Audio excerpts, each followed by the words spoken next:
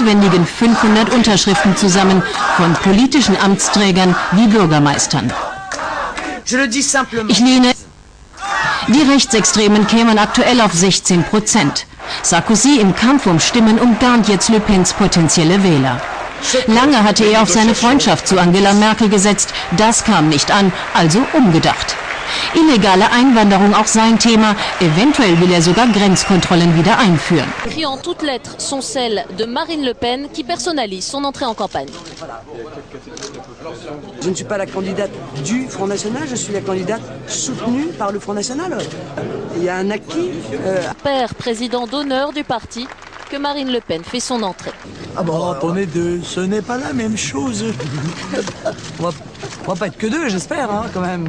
Le parti cherche à mobiliser plus largement avec aussi des ralliements médiatiques. Il met déjà en avant l'avocat Gilbert Collard. Le Front National veut se relancer après un été un peu trop calme. Pour moi, ce n'est pas l'honneur de la France de lutter contre une dictature. Madame, cette guerre a coûté 400 millions d'euros au moment où les Français ont un vif besoin que cet argent puisse leur bénéficier.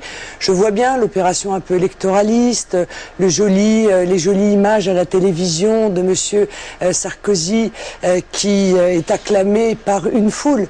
Ce que je dis, c'est que... Mais vous parlez beaucoup de l'honneur de la France. Parce que ce n'est pas l'honneur de la France de Madame, ce que je dis, c'est de mettre à bas des dictatures. C'était le régime de Monsieur Kadhafi.